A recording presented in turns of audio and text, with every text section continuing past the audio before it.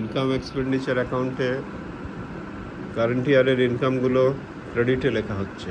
Subscription 46,000। আর একটু আগে আমরা আলোচনা করলাম যে ডিউ আছে কারেন্ট ইয়ারের কত। কারেন্ট ইয়ারের ডিউ আছে 4,000। ক্লিয়ার? তাহলে এটা প্লাস করে দেখাতে হবে। ডোনেশনের ব্যাপারটা দেখো। ডোনেশন কোশ্চেনে বলা আছে charge donation 40% related to the revenue. Revenue, মানে রেভিনিউ স্বরূপ ধরতে বলছে কত পার্সেন্ট? 40% and 30K হইল। হ্যাঁ, 40% হলে 12K হচ্ছে। ক্লিয়ার? এরপর ইন্টারেস্ট অন ইনভেস্টমেন্ট, ওখানে রিসিপ্টে কত আছে? ইন্টারেস্ট অন ইনভেস্টমেন্ট 2500 রিসিপ্টে আছে।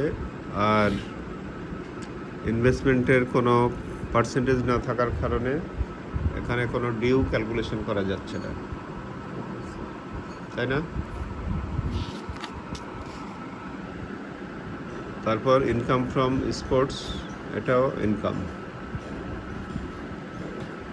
ওয়েজেস 12,000। এখানে দেখো কোনো অ্যাসেট নেচারের কিছুই আসতেছে না, তাই না? Investment asset. এখন তুমি এক্সপেন্স দেখতেছো ডেবিট সাইড। ওয়েজেস আসছে, স্যালারি থেকে প্রিভিয়াস ইয়ারেরটা মাইনাস হবে।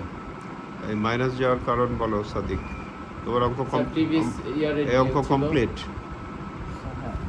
ABC all complete? রিভিশন দাও তাহলে। প্রিভিয়াস ইয়ার ডিউ ছিল স্যালারি, তো স্যালারি ইয়েস, এটা এখানে খেয়াল রাখতে হবে। পেমেন্টের মধ্যে এক্সপেন্সেসের মধ্যে শুধু কারেন্ট ইয়ারেরটা লেখা যাবে, লাস্ট ইয়ারের পেমেন্ট লেখা যাবে না, এই জন্য মাইনাস। লাস্ট ইয়ারের পেমেন্ট যদি এইবারের কারেন্ট ইয়ারটাতে ইফেক্ট ফেলে তাইলে আবার করতে হবে। লাস্ট ইয়ারের কোনো কিছু এই বছরে পেমেন্ট করলে ওই এক্সপেন্স থেকে মাইনাস করে দেখাতে হবে, কারণ এক্সপেন্সেসের ডেফিনেশন হচ্ছে শুধু কারেন্ট ইয়ারের। আবার এক্সপেন্স যদি অ্যাডভান্সও দেওয়া হয় সেটাও কি করতে হবে?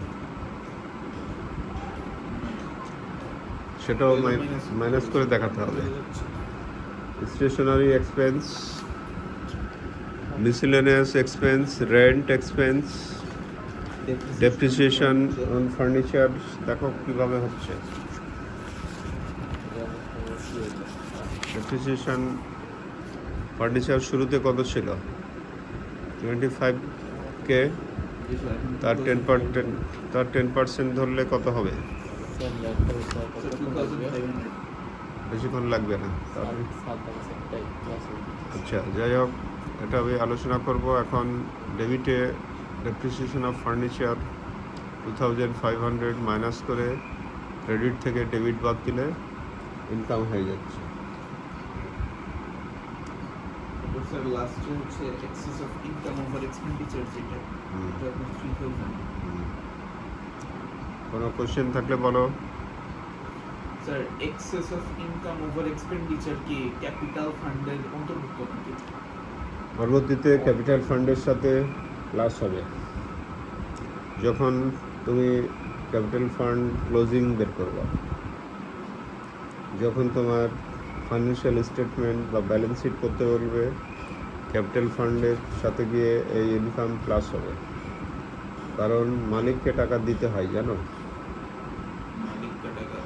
মালিক বিজনেসটা টাকা পাওনা থাকে। তোমার জিনিস, তোমার এই শার্ট, তার মানে তুমি যা ইচ্ছে তাই করবা? তাই তুমি আর কোনো কোশ্চেন? আর স্যার এখানে না একমাত্র রিসিট আর পেমেন্টের যে অ্যাকাউন্টটা থাকে ওইটা বাদ দিয়ে ধরেন ইনকাম আর এক্সপেন্স অ্যাকাউন্ট যদি আমাকে করতে বলে, এটাকে আমি যে টি ছক না করে আপনার ওইভাবে করতে পারবো, যেটা আমরা যখন জেনে রাখো, যখন ইনকাম এক্সপেন্ডিচার স্টেটমেন্ট বলবে তখন উপরে ইনকাম কারেন্ট ইয়ারের, সেখান থেকে এক্সপেন্স মাইনাস করবা। আর যখন ইনকাম এক্সপেন্ডিচার অ্যাকাউন্ট বলবে তখন এখন যেভাবে দেখতেছো এইভাবে করবা। ক্লিয়ার? আর কোনো কোশ্চেন এখান থেকে?